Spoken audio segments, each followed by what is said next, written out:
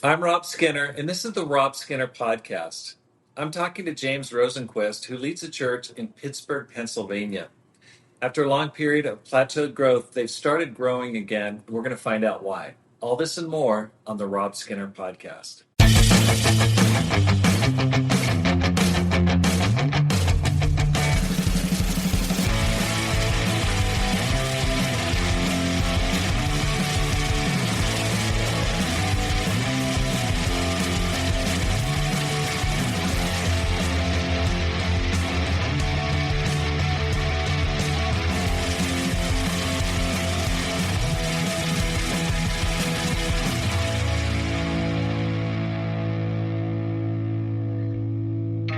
Welcome back to the Rob Skinner Podcast. My goal is to inspire you to live a no regrets life, make this life count, and multiply disciples, leaders, and churches.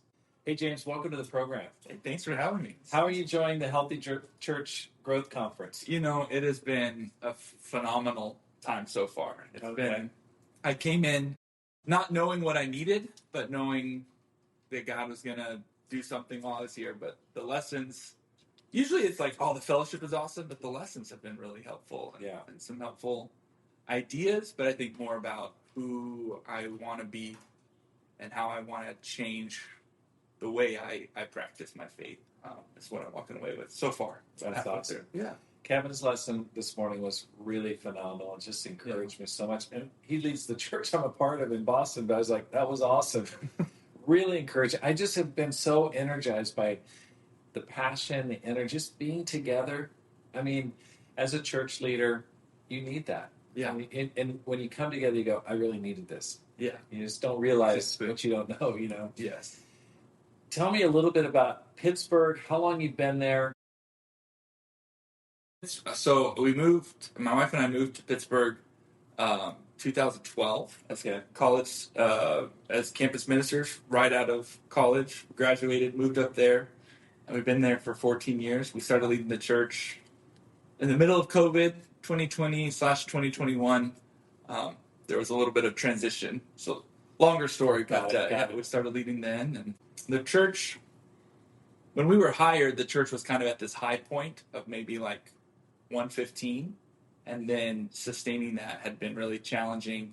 And the campus ministry was kind of a staple for a while, and then we started leading the church, and with some leadership transition and some other things going on, we had shrunk down to about 70 by the time we had gotten started with leading the church. And maybe actually the first couple years, it felt like we were just bleeding. It's like people were leaving for different reasons. Everyone was really nice about it. Yeah. We didn't have like we hate you. They're like, wow, we're really praying for you, but it's just not the church for us. So it was like, could you pray for us? And that almost takes more, doesn't it? It honestly did. The pity, like, oh, good luck. Yeah, I wouldn't want to be doing what you're doing, but we hope it goes well. And just stay and help. Like, so that was really tough.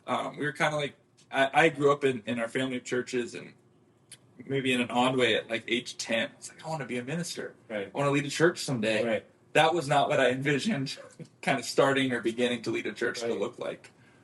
So when we first started leading, I think I was like, okay, we're going to lead this like we did campus ministry. I have lots of ideas. We're going to try this. And okay, let's get all the leaders together. Here's the next plan. 3 months later, okay, that didn't really work.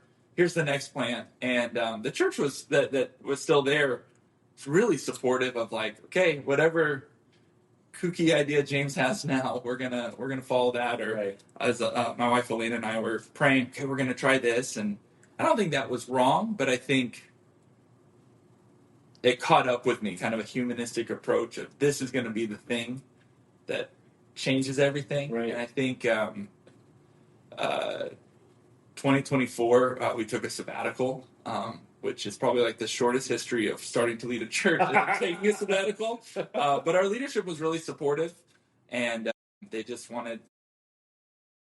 knew it was good for them and good for us. And so we came back with kind of a clear vision of who we wanted to be in following Jesus, and that was going to determine how we led the church, if that makes sense.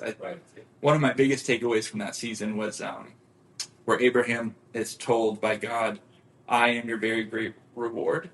And I think I was like, oh, the growing church, Right. that's the reward. If That's I do it. this stuff, that's the reward. It's like, no, God is the reward. God is the reward. And so we still have been doing kooky ideas and trying different things, and some things have panned out, and some things still haven't.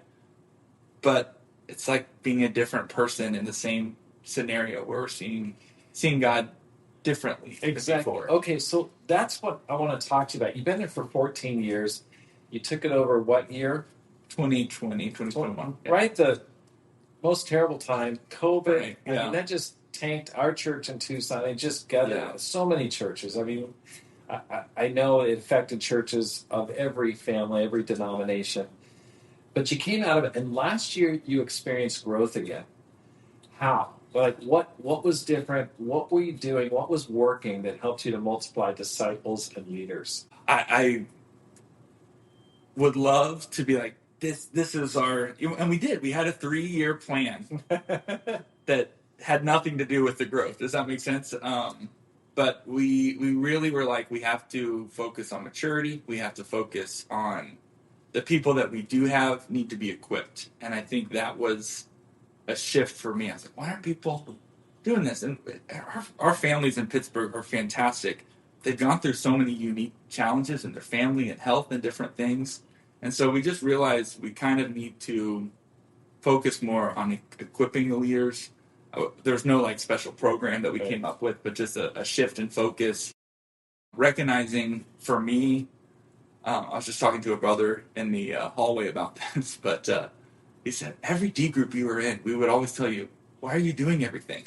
And he's like, that's the only thing James ever got rebuked on, if you're doing everything. And I was like, it's true, and I still struggle with that, but just started raising other people up to do some things. And honestly, I don't, sabbatical helped with that because a lot of other people covered for us, and we didn't necessarily start doing the things that we were doing before once we came back. Right.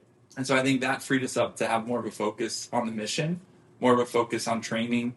We had some, you can't make it happen, but we had some amazing people move in, which was helpful. And what's cool about that is several of them that have moved in the last year were converted in Pittsburgh, had gone off into the ministry in other places, or had gone onto at least one guy had gone to plant a church or help plant a church.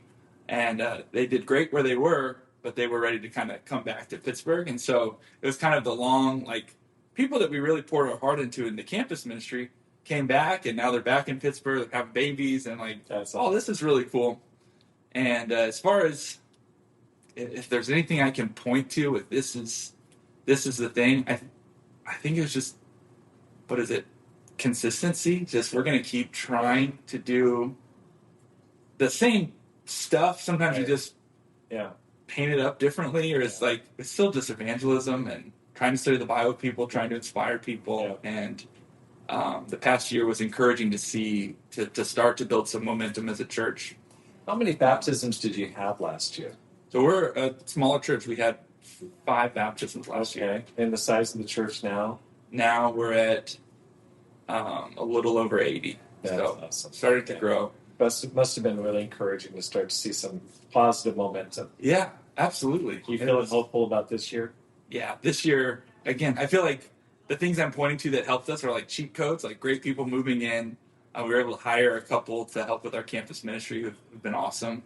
And then we had 2 things so far this year. We have in the ACR, in our family of churches, instead of doing like a spring retreat this year, we did Campus Connect, which is kind of a version of a campus swap. Okay. But instead of going to a bunch of different schools in the whole region, we just picked 2 schools to go to. So we had 28 ministers and college students for a week in Pittsburgh, and we didn't have enough housing for them.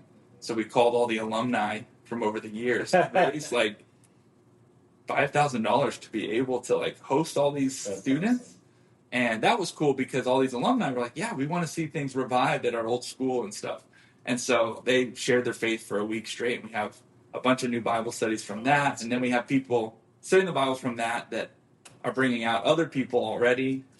One, he was on campus, but he's a high school student. He got met on that week. And then he brought his mom to church.